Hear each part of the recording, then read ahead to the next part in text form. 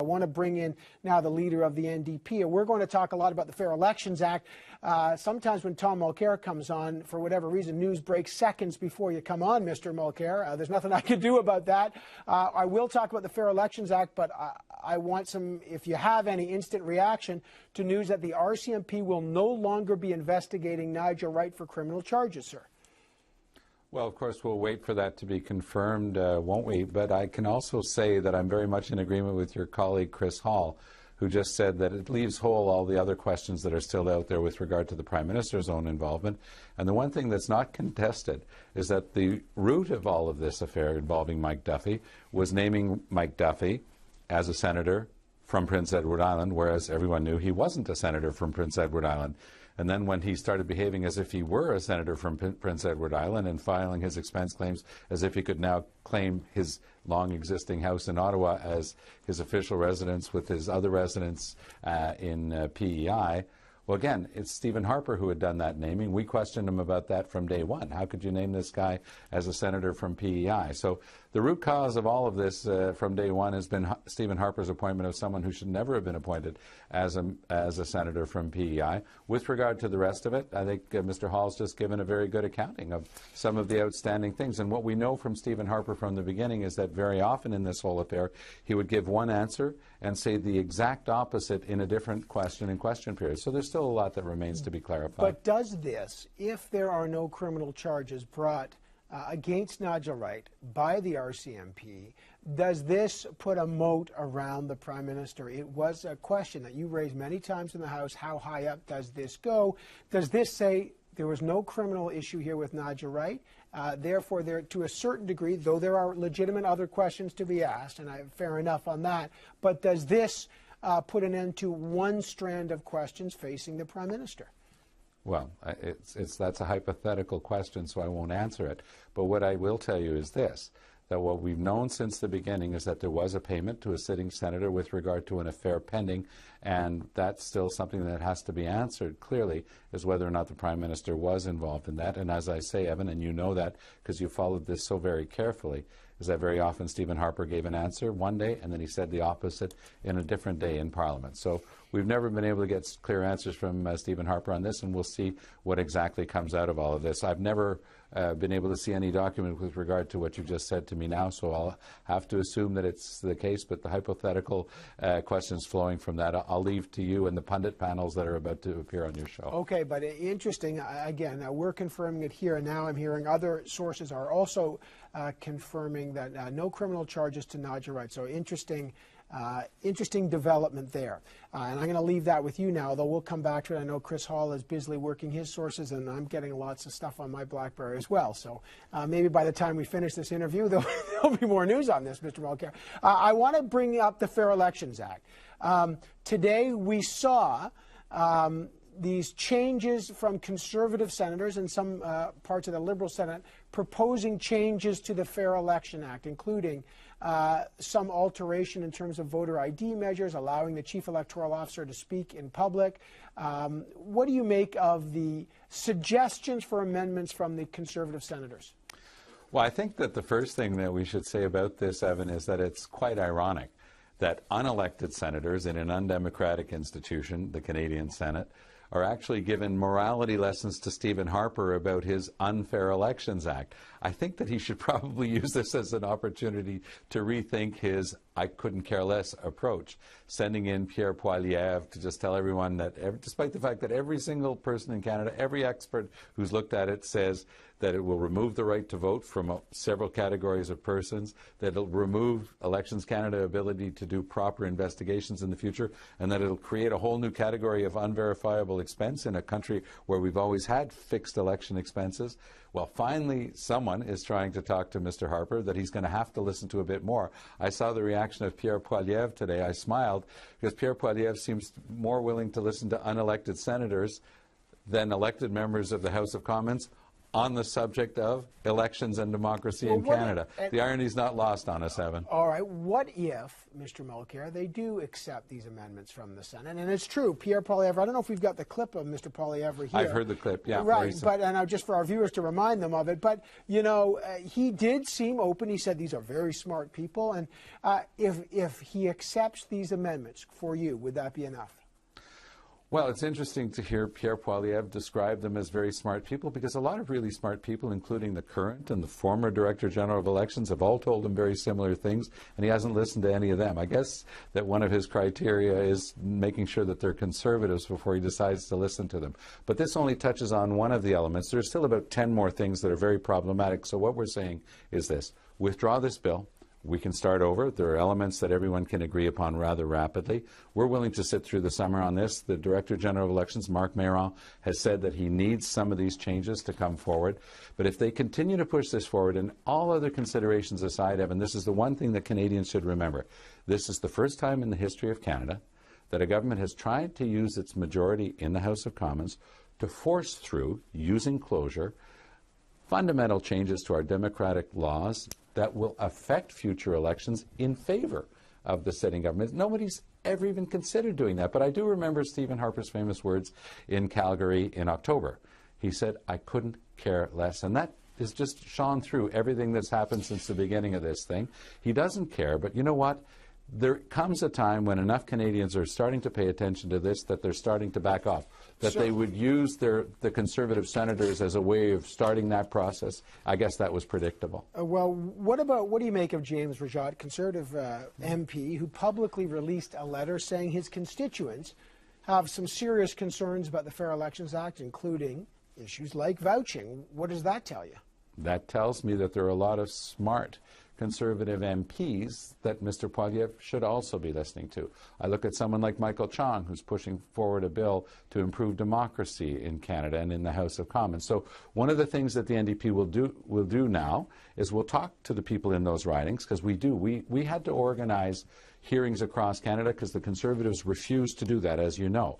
So we've heard from thousands and thousands of Canadians, and I can honestly tell you, Evan, that as I travel, whether I'm in a public market or in an airport or just walking, I'm in Toronto right now, people come up to me and talk to me about this because they realize that this is about the fundamental laws governing our democracy and how we move forward. Our institutional life is something we take for granted. Oh yeah, Canada's a democracy.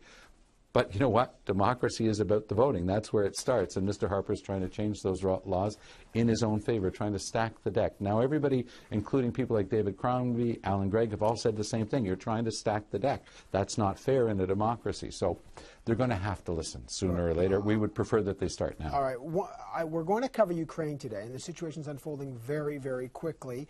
There's concerns, according to the ambassador on this program yesterday, saying there's a civil war could break out there, supported by the Russians. The Russians disagree with that. Your view of what Canada should be doing? More sanctions against Russia? Would you ever consider, if you were Prime Minister, NATO putting boots on the ground there? I think that sanctions is the way to go right now. Unfortunately, under the Conservatives, Canada doesn't have much of a voice in the world. The United Nations should be the first step right now. But as you know, the Conservatives have kept pointing to the United Nations as just being a bunch of dictators and despots. That's what they said about the UN. But it's all we've got in terms of international law, because the last thing you'd want to have is a war in that zone. It was predictable after the fall of the Berlin Wall that in one of those places something like this would eventually happen. It's been a generation. We've avoided it thus far, and I think we can avoid it again if cooler heads prevail. We're dealing with a dictator in Putin. Let's not kid ourselves. There's no democracy around Putin. Everything that he does is very old-style Soviet politics, but that's where he learned how to behave. So he's got the KGB in there being the KGB, but that's where he comes from. I think that with our NATO allies, we should be putting a lot of pressure on the Russians right now, letting them know that there's going to be a hell of a price to pay. Mr. Mulcair, a couple of minutes ago, you asked if we could confirm our story that the RCMP is no longer investigating. I will give you a letter now from the RCMP. I'm going to read it to you. They've just sent it to us. In June of 2013, The RCMP's National Division initially launched an investigation of Nigel Wright with respect to his gift of $90,000 to Senator Mike Duffy. When the RCMP initiated the investigation, there were sufficient grounds to pursue the matter with regards to offenses of breach of trust and bribery, frauds on the government, as well as receiving prohibited compensation contrary to the Parliament of Canada Act. Upon completion of the investigation, it says here, Mr. Mulcair, we have concluded that the evidence gathered does not support criminal charges against Mr. Wright. Your reaction? Well, we know now that the RCMP feels that there's not enough evidence to pursue criminal charges against Nigel Wright. That doesn't mean that there are not other things that are being investigated by the RCMP, and I'm sure that in due course we'll find out about that.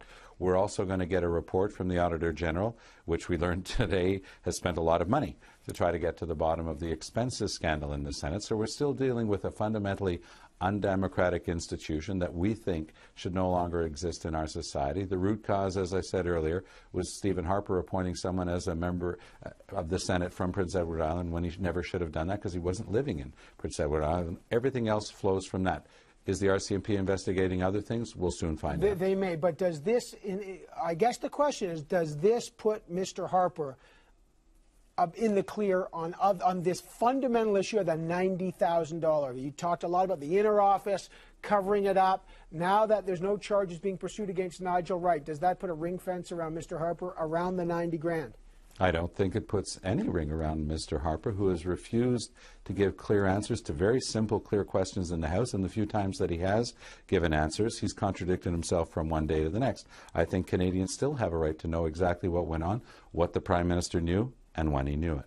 Mr. Mulcair, breaking news happening literally as you arrive on the program. I appreciate your reaction to it right now. Thank you so much. Right then. Bye-bye. Veuillez maintenant accueillir le ministre de l'Emploi, Jason Kenney. Jason Kenney. Jason Kenney. He looks different. He looks markedly hi. You are not Jason Kenney. Who are you? I'm Jason Kenney. Who are you? I'm here to vouch that this is, in fact, Jason Kenney.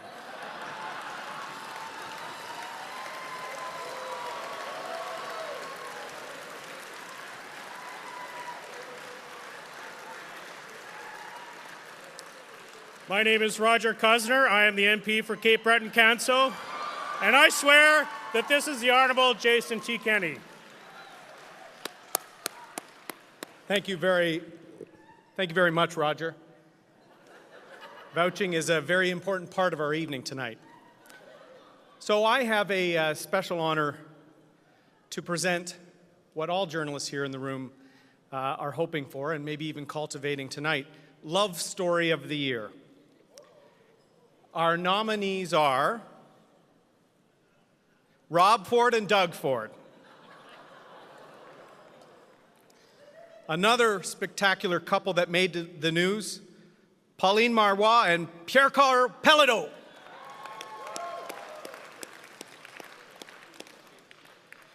And our third nominees, Pierre Poilievre, Minister of State for Democratic Reform, and the Neufeld Report. Roger, can you announce the winner, please? And the winner is Monsieur Pierre Poilievre. And accepting on his behalf his best friend in the House of Commons, Monsieur Thomas Mulcair, please.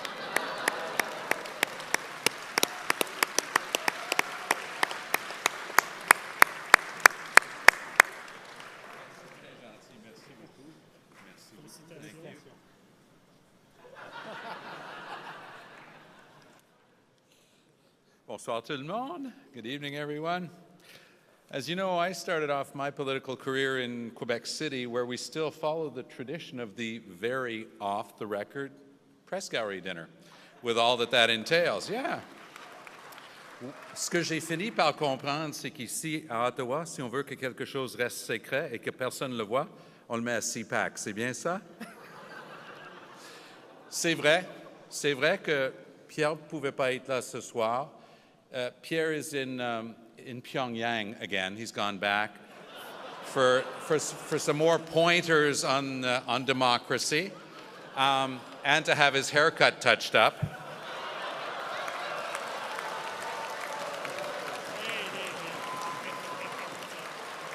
And you know, I hesitated a great deal because he gave me his speech in a brown envelope, and as you know, I never touch a brown envelope from another politician. But I decided to make an exception in this case. So here goes in Pierre's own words. Terrific. Thank you so much. First, let me say that this award is terrific, the way it is. Giving me the Love Story Award is simply common sense. From now on, true love stories will clearly have sharper teeth and longer reach. I have to begin by thanking Harry Neufeld. Harry, let's never fight like this again. I know what you meant to write in that report because I read it. Perhaps, Harry, you didn't read what you wrote. It's okay. I forgive you. Sure, I've never actually talked to Harry Neufeld, but I still feel a deep connection with him. So much so that if I ever actually did speak to him, well, you know what? He would vouch for everything that I just said.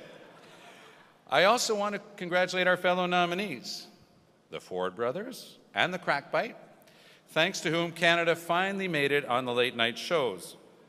Just goes to prove, Justin, that smoking pot is not good enough to make it into the big leagues. Un gros merci aussi à Pauline Marois et à Pierre-Carl Peredo. Clairement un couple qui a marqué l'année. Ensemble, ils ont démontré qu'avec un seul geste, tout devient possible. By the way, how funny was it to watch the faces of the Sun media crowd as they had to acknowledge that their boss was a separatist? At least now they know what it's like for me to work with Boulris.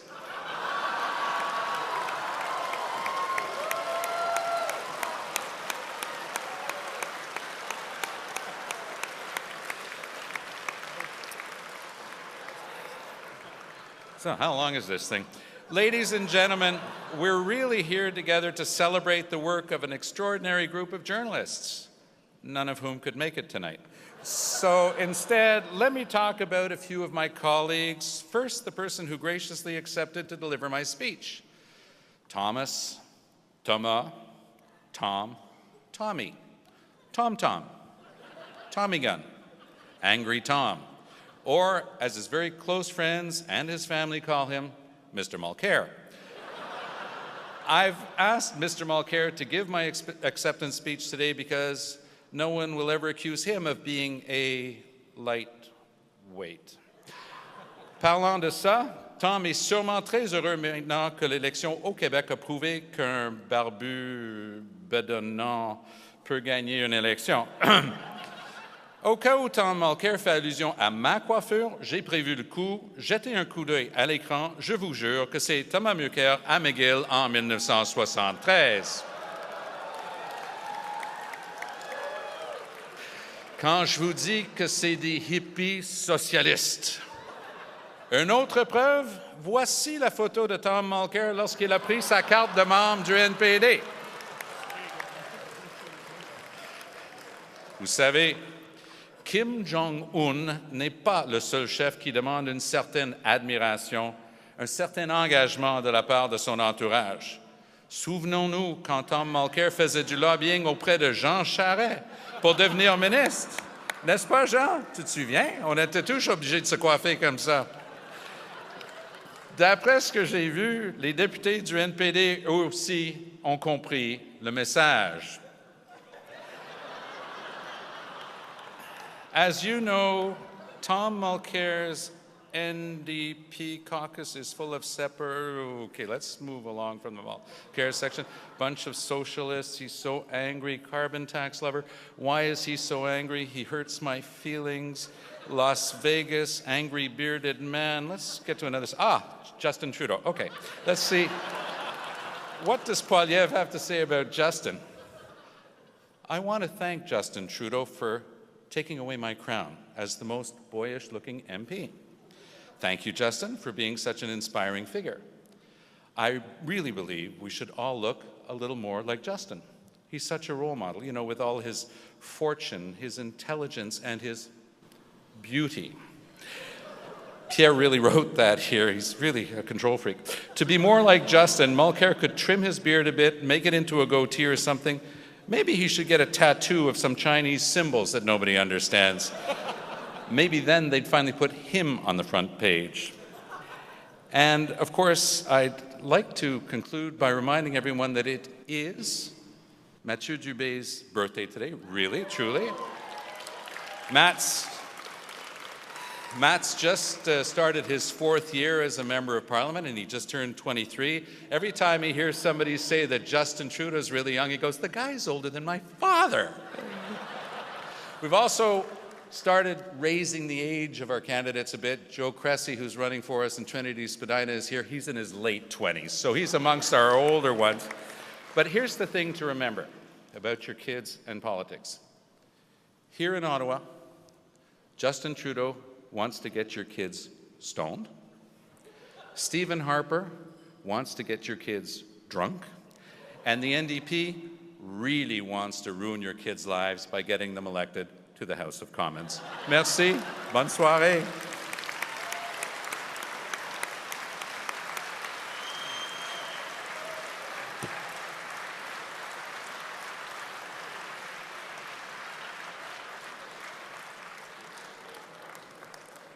That was good. No one threw anything.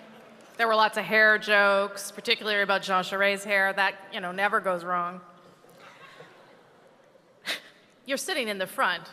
What do you expect? You didn't break the rules. I understand that's what you say. You didn't break the rules. The rules changed. You followed the rules. Well, now you're admitting that the rules changed. I understand that's Ms. what you Grant, said. wonderful to hear you finally admit that the rules changed. Well, actually, when it says on a Ms. Graham, when it says on a document that the rules have now been amended, this just in, there is a dictionary, and the word amended means changed. They changed the rules, Ms. Graham. You might not like that, but those rules were changed.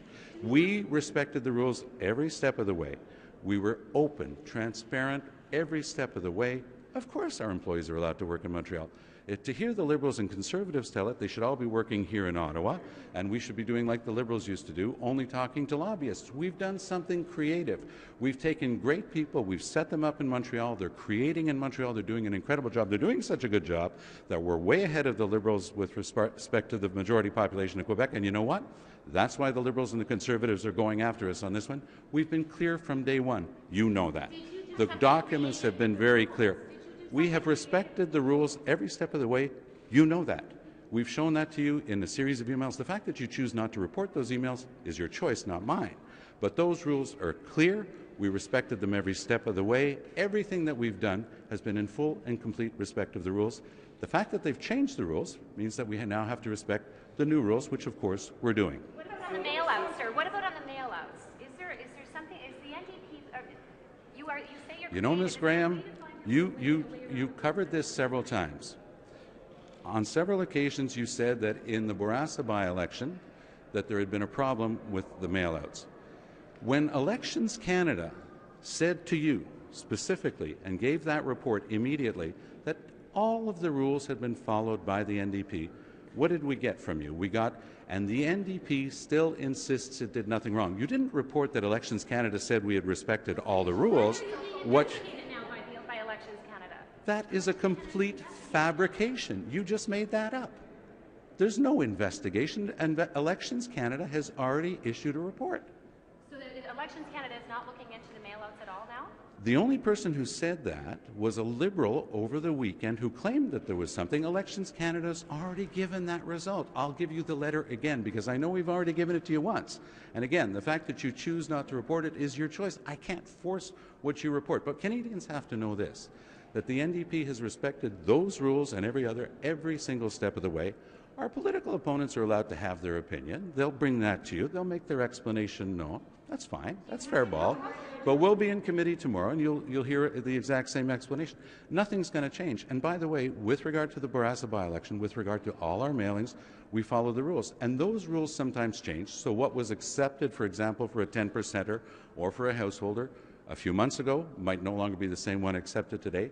The people who are in charge of those publications look at every single one of them, they make a determination, so guess what? We respect those rules as well. But you know what? You'll decide whether or not you want to report that. All I can do is give you the information openly and clearly and tell you that we've respected the rules every step of the way, which we have. If the rules change, we're going to respect the rules every step of the way, which we are now doing. They've changed the rules. They've amended the rules, Laurie. An amendment is a change. Donc, merci, Monsieur le Président. Ça fait longtemps que je n'ai pas comparu devant une commission parlementaire. Je l'ai fait des douzaines de fois lorsque j'étais ministre, parce que habituellement, les comités parlementaires doivent étudier les activités gouvernementales. I understand that the members of this committee are quite keen to learn how to serve Canadians better and how these best practices are within the rules. The NDP is totally transparent, and we believe in and practice accountability. I'd like to take this opportunity to contrast our approach with the approach of the Conservatives. For example, Stephen Harper, Maxime Bernier, and Stockwell Day all refused to appear in front of the Standing Committee on Public Safety and National Security about security breaches caused by the Conservative government. Christian Paradis and Lisa Raitt refused to testify in front of the Government Operations Committee about illegal lobbying activities involving them.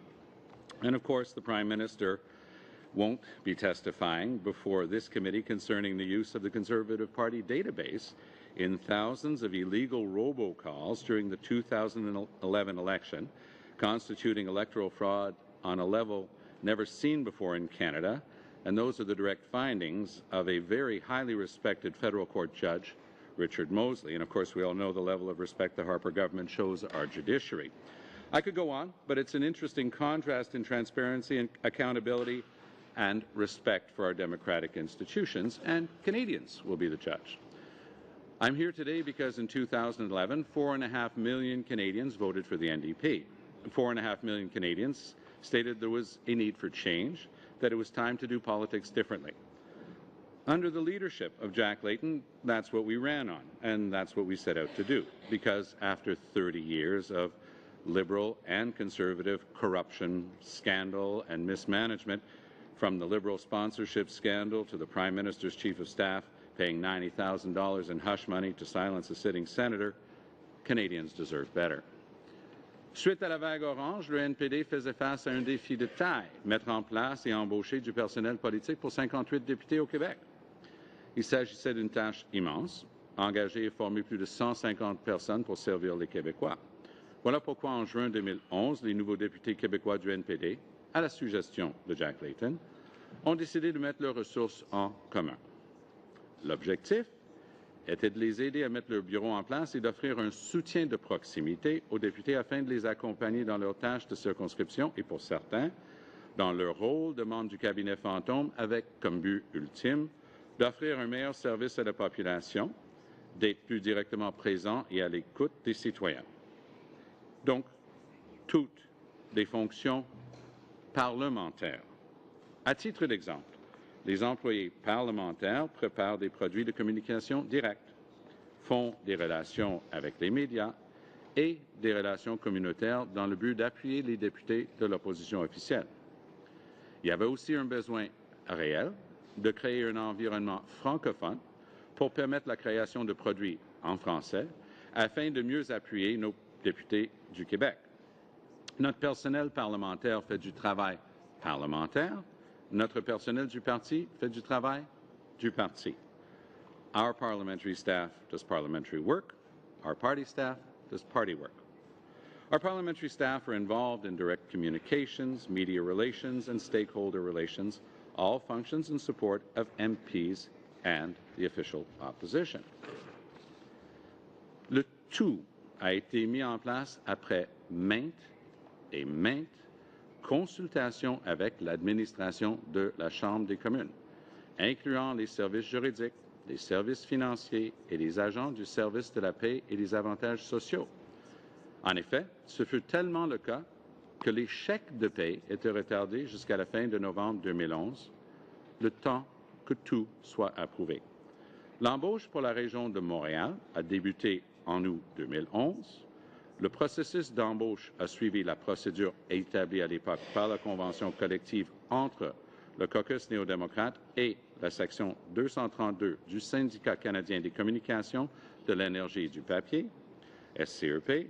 Tous les membres de cette unité de négociation accomplissent exclusivement des fonctions parlementaires. Pour les tâches qui ne sont pas des fonctions parlementaires, les employés sont affiliés à la section 225 du Syndicat des employés professionnels et de bureau, SEPB. Pour chacun de ces unités de négociation, leurs tâches respectives sont très bien définies et délimitées. Les avis de concours sont toujours publiés selon les périodes prescrites. Évidemment, les lieux d'embauche sont clairement indiqués. Cette décentralisation des services à Montréal et à Québec fut un grand succès et c'est sans doute pour ça que nous sommes ici aujourd'hui. On a trop bien réussi. Les députés peuvent compter sur un appui constant, qu'il soit à Ottawa ou dans leur comté, et cette capacité régionale accrue a permis d'augmenter l'efficacité de nos équipes, la portée de nos consultations et le rayonnement de nos communications. We also know that while the Conservatives were opening more and more regional ministerial offices, 17 as of now in fact, the NDP had to continue to adapt. As part of our duties as official opposition, we have to monitor the work of the government on the ground in order to hold it to account.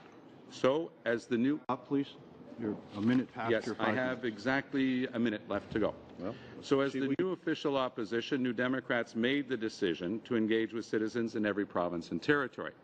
We know it's a concept foreign to Conservatives and Liberals who prefer to talk with lobbyists in Ottawa, but Canadians deserve better. While our opponents are wasting parliamentary resources attacking the NDP, New Democrats are using these resources to reach out to Canadians in their communities. Because Canadians want politicians to be more accessible to them in their own communities, where they live, where things happen, where they can be heard and listened to. That's why we set out to talk to them, consult with them, and listen to them as often and as broadly as possible. All of these, once again, are clearly parliamentary activities. This is our commitment to Canadians, and that is what we set out to do. I'll skip ahead because you're impatient to get started, and I don't blame you. But I will tell you one thing. This is not the first time the NDP is innovating the way parliamentary activities are undertaken in order to serve Canadians. I'll end with this. And it's a quote from a report prepared for the Privy Council office in 2005. Quote, "It's a rare event that an extension to Parliament is invented without any design or debate, yet essentially the introduction of constituency offices to Canada was a spontaneous act that didn't occur until an enterprising MP decided to create one. Credit at the federal level is shared between Ed Broadbent, who opened an office funded in part by the Canadian Auto Workers Union in 1968, and progressive conservative Flora MacDonald, who opened her Kingston office with the aid of a part-time university student in 1973. We're proud that our effective extension to Parliament has resulted in better services to Canadians. I'll be happy to answer your questions in the unlikely case that you still have some. Mr. Woodworth, for 4 minutes, please. Thank you very much, Mr. Chair. I must say that in 5 years of sitting on committee, I have never seen a witness as evasive as this witness, but that said... Point of order. Point of order. The personal insults are not appropriate. That was simply a descriptor. And the chair will take care of the rules. Mr. Julian, Mr. Woodworth, 4 minutes. I am going to continue to try to get answers, so I'll ask you, Mr. Mulcair, do you agree that MPs are not allowed to use free mailing privileges or other House of Commons resources for activities designed in the context of an election to support or oppose a political party? Yes or no? Well, I guess the answer to that is this lovely picture of Stephen Harper boasting strong economic leadership and this somewhat unflattering picture of me talking about reckless spending and higher taxes. You see, this is something invented by the Conservatives. So that's why we took it, you see, back to the Speaker of the House of Commons when Bob Rae started using franked envelopes to attack the NDP because we thought that that had been taken care of. Turns out, hadn't been taken care of. And the Speaker ruled, with a minor change to the number that could be sent, that the Speaker said that it was absolutely legit. Now, the NDP sometimes has a reputation for being overly generous in our interpretation to make sure that we don't follow this sort of thing, but we've started to say, you know what, will very directly communicate with the Canadian public using the exact same tactics and techniques as the Conservatives and the Liberals. Because in my 36 years in government, Mr. Woodworth, I've never seen the governing party get together with its handmaiden in the third party to convene the leader of the opposition. But you know what? I'm here and I'm going to answer all your questions. Thank you, Mr. Mulcair. Is it your position that a statement of the following nature may be sent using free mailing privileges of the House of Commons? Avec un chef expérimenté comme lui, notre parti est le parti le mieux positionné pour battre les autres partis lors des prochaines élections fédérales en 2015. Ensemble, nous sommes capables de mieux. Joignez-nous à nous et nous remettrons le pays sur la bonne voie. Now, I regard that as election campaigning. Do you think that's suitable House of Commons use of resources? From Stephen Harper's mailings. Yes or no, Thomas by the way? Mulcair and the NDP have very different priorities than those of our Conservative government. Indeed, in Mr. Mulcair's first year as leader, he showed where his priorities really lie. He continued to support the $21.5 billion carbon tax, which is a bald-faced lie, a tax that would increase the cost of everything. Look, this is what you do, and that's what we do. We all do it. Don't, Mr. Woodworth. You're not to the signifying 2015 yourself. election and what you just read. You're not Surely it's signifying beyond yourself. the pale for a member of Parliament to be enlisting support through free mailing privileges of the House of Commons for the 2015 election. We have more, Mr. Woodworth. Point of you want order, me to please. start reading John Baird's mail-outs? They're Mr. identical. Mulcair. Correspondence that follows on those exchanges in 2011, dozens and dozens of emails back and forth. I can quote them from you from October 2012 up to January 2014. Direct correspondence with the House of Commons sent to them with the Montreal addresses with the title that the person will be occupying in Montreal. I believe that one part of your confusion comes from the fact that you believe that we said that they were working in Ottawa. If you look at the forms, it talks about the fact that you either have to say that they are being administered out of Ottawa or being administered out of a riding office. They were always administered out of Ottawa. That was also in the notices, that was also in the documents, and it was indeed the case. They were being administered out of Ottawa. I'm going to continue to try to get answers, so I'll ask you, Mr. Mulcair, do you agree that MPs are not allowed to use free mailing privileges or other House of Commons resources for activities designed in the context of an election to support or oppose a political party? Yes or no? Well, I guess the answer to that is this lovely picture of Stephen Harper boasting strong economic leadership and this somewhat unflattering picture of me talking about reckless spending and higher taxes. You see, this is something invented by the Conservatives. So that's why we took it, you see, back to the Speaker of the House of Commons when Bob Rae started using franked envelopes to attack the NDP because we thought that that had been taken care of. Turns out, hadn't been taken care of. And the Speaker ruled, with a minor change to the number that could be sent, that the Speaker said that it was absolutely legit. Now, the NDP sometimes has a reputation for being overly generous in our interpretation to make sure that we don't follow this sort of thing, but we've started to say, you know what, we'll very directly communicate with the Canadian public using the exact same tactics and techniques as the Conservatives and the Liberals. Because in my 36 years in government, Mr. Woodworth, I've never seen the governing party get together with its handmaiden in the third party to convene the leader of the opposition. But you know what? I'm here and I'm going to answer all your questions. Thank you, Mr. You've asserted that you and your representatives disclosed your staffing arrangements to the House of Commons administration, but you agree with me that not once did you disclose to House of Commons administration that paid House of Commons staff would be working in a partisan political office. Yes or no? I'm going to read to Mr. Woodworth an exchange of emails from November 22nd, 2011. Time left. I hope it's a short section. Bonjour Marie-Dominique. This is from the House of Commons to us. Bonjour Marie-Dominique. Voici comment les chèques seront distribués pour les 8/9 employés de Montréal. On donne la liste, la chèque à la maison à Montréal, dépôt direct à une banque à Montréal, chèque à la maison à Montréal et ainsi de suite. Et il y en a un qui avait fini son emploi, c'est signé Christian Boileau. La Chambre des communes savait à chaque étape que ces gens travaillaient à Montréal. Jusqu'au changement de règlement du mois dernier, c'était tout à fait loisible pour eux de travailler où ils voulaient, y compris dans un bureau dont le loyer est payé par un parti politique. Monsieur le Président, on ne peut pas être beaucoup plus clair que ça. Thank you. So, Mr. Mulcair, you are in fact insisting that it's perfectly fine for House of Commons staff to work in a partisan political office. That's okay with you. Is that your evidence today? You have to go back to the definition of parliamentary function. That's what this debate is supposed to be about. Duties and activities that relate to the position of member wherever performed. So, going back to the rules of interpretation that we both seem to enjoy, wherever performed is not limitative.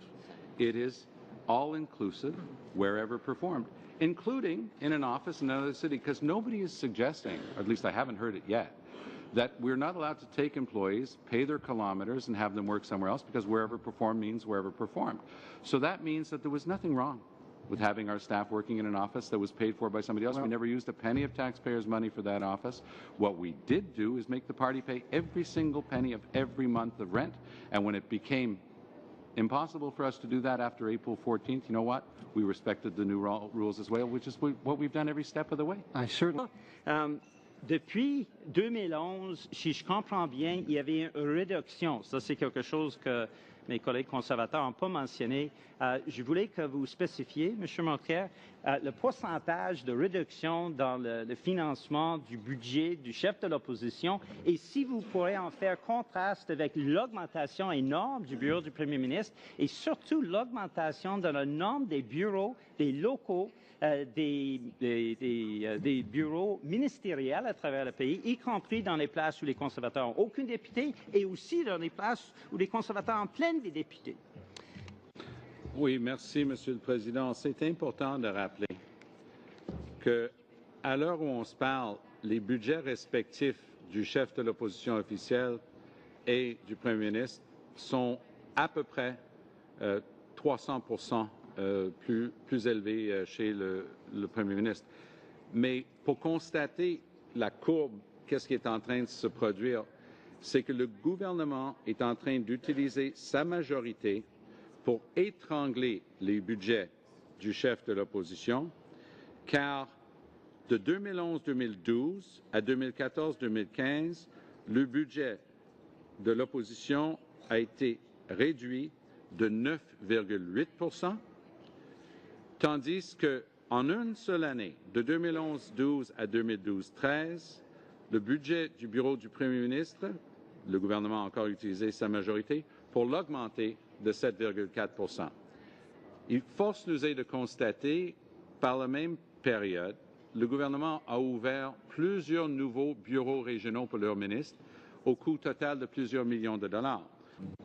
Il est néanmoins, Monsieur le Président, pertinent de se rappeler une chose primordiale. Alors que le gouvernement est en train de réduire nos budgets, il est en train d'ouvrir des bureaux ministériels à travers le Canada pour faire du travail partisan. Donc, c'est pertinent pour notre étude parce que l'essence même de la discussion aujourd'hui vise à savoir et comprendre la définition de la fonction parlementaire à l'intérieur de ce qui s'est fait. I'll try to kill two birds with one stone because, of course, it wouldn't be very fair to us not to let us answer Mr. Lukiski. With regard to the government continuing to use its majority, that's all this is about. The government used its majority at the Board of Internal Economy to change a rule. We respected the rule before, we respected it now. The government's going to use its majority. Look, normally these committees are used to hold the government to account. We're absolutely transparent. We have literally dozens of documents that show that the administration was aware that these people were working in Montreal. Everybody watching now has all the information that they need, Mr. Speaker, Mr. Chairman. They understand that the government's using its majority with their Liberal henchmen to try to call the official opposition to account. It's unprecedented, but you know what? Since we've shown you every step of the way that we respected all the rules today, we're just going to continue to do that. Thank you. Show you that every step of the way we've respected all the rules. Then the rules that I'll follow are, Mr. Casey still has about a minute and a half left before I think we finish our meeting today. Thank you. My question, Mr. Mulcair, is this. On April 9th, your deputy leader claimed that all of this was checked out and approved by the Speaker. That's not true, is it? What we're both referring to are the dozens of documents that refer to the fact that people were being hired in the Montreal office. No, they're we're from referring to communication with the Speaker. They're from 2012. They're from 2014. They always mention the Montreal office. When the rule was changed on April 8th, 2014, we respected the new rule the same way we respected the existing rules prior to that date, Mr. Casey. There's never been a problem. Their port d'attache was Ottawa. That was clear as well. These documents go back for the past 3 years. There's a great letter from Joe Comartin. I invite you to take cognizance of it. That letter from Mr. Comartin remained unanswered. Qui ne dit mot consent. He set out the whole case in that letter, and we have all of these documents that refer specifically to Montreal. He asked a series of questions because the whole thing had been the object of a serious analysis here in the House. I have far more respect for the officers in this House who were providing Blackberries to 514, receiving documents written in Montreal, sending documents themselves that mention the Montreal office than you appear to. I know that they knew what they were doing, and we have respected the rules every step of the way. Thank you very much. La réponse à votre question, c'est qu'au début, ils Mr. étaient Chair, sur la point rue of order. Papineau, The et question was ensuite, ils étaient... answered, and I would like to move on to my next Ben non, question. Coco, je suis en train de donner la réponse complète. Je pensais que vous étiez avocat, je me suis peut-être trompé. Il y a des preuves. Une des règles les plus importantes est la suivante, et ça vaut la peine de s'y référer en réponse à la question de mon confrère. Et je vais le faire dans sa langue pour qu'il ne manque rien. Well, members of the NDP have been heard to complain over the last couple of years that they don't get enough attention. Not this week. Their leader has been in front of parliamentary committees and he's been grilled by reporters. The issue: has Tom Mulcair's party been using taxpayers' money properly as they branch out offices in a few places across the country? Andrew is here in Toronto. Chantal is in Montreal. And with Bruce away, Canadian Press's Jennifer Ditchburn joins us this week from Ottawa. Jennifer, you were watching in Ottawa the committee hearing today, and we saw in Terry's report, just, you know, there was a lot of theater there. But Absolutely. beyond that, has Tom Mulcair got a real problem here, or is this kind of inside the hill baseball? Well, it's hard to say. I never like to pronounce on whether the public's going to care on something or not, because I'm just never sure. But it's sort of inside baseball in the truest sense.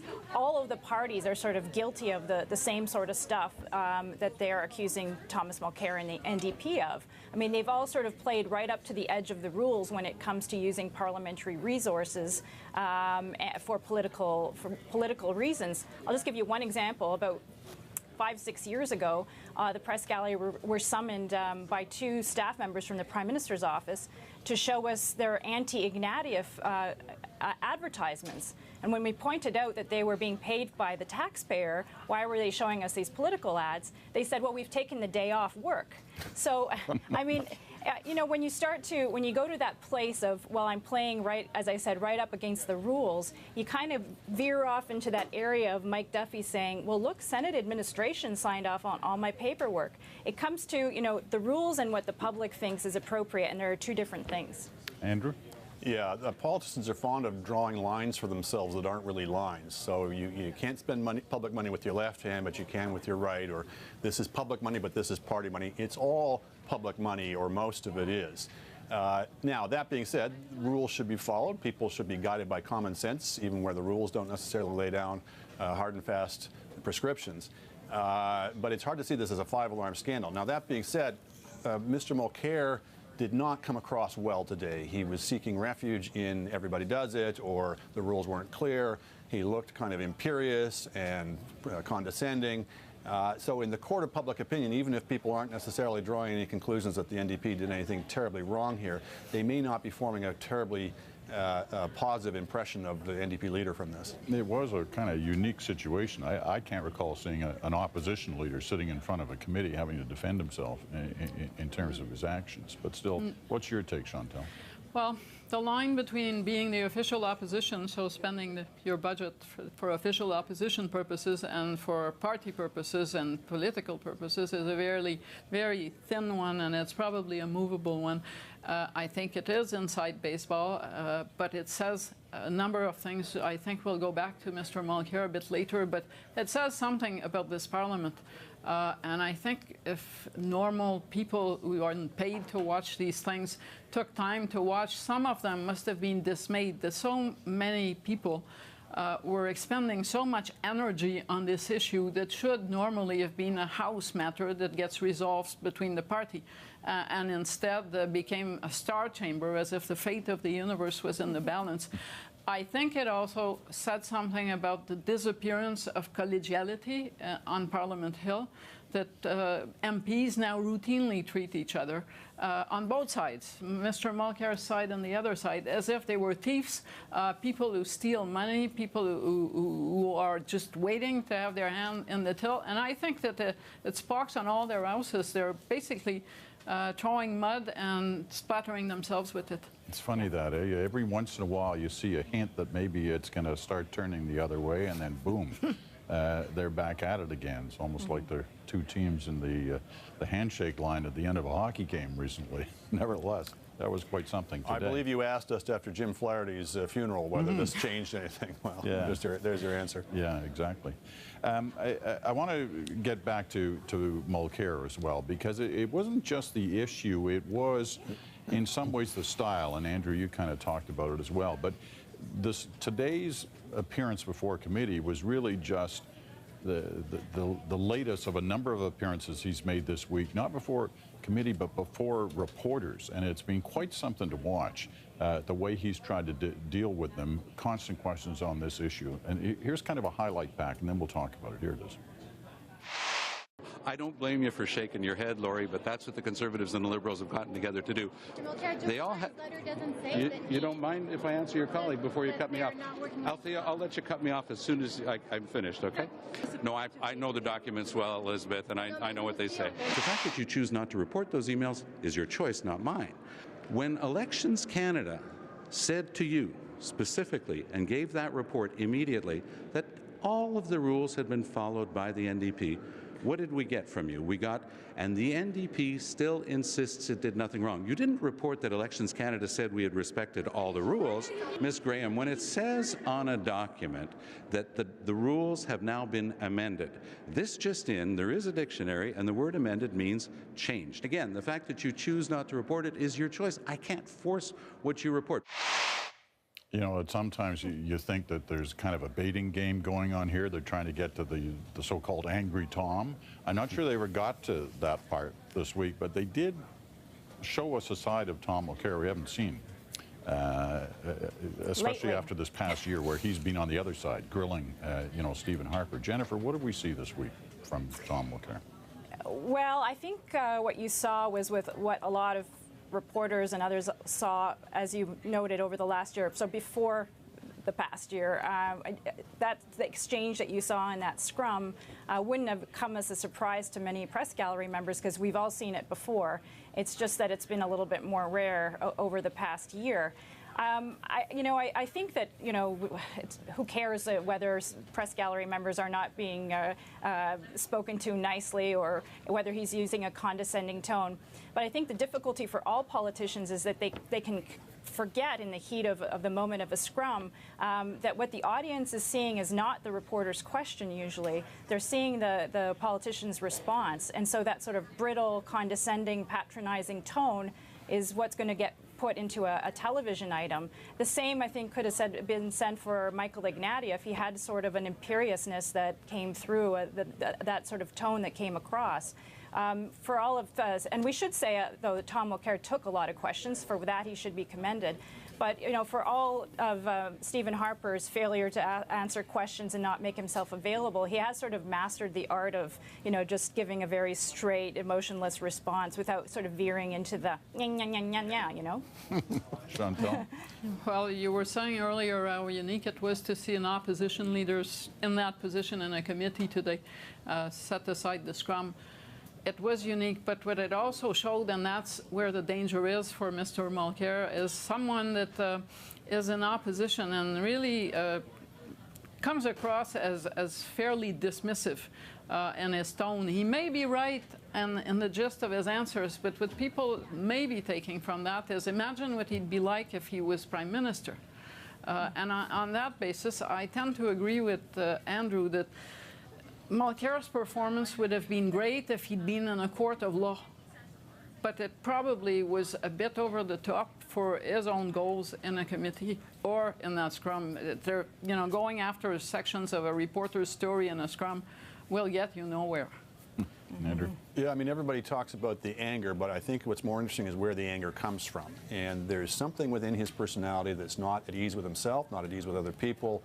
And it comes out in these kind of moments where, and this is part of the art of being politic, is where people have an opportunity to either put their foot right or to put their foot wrong, to either strike a gracious note or a graceless note.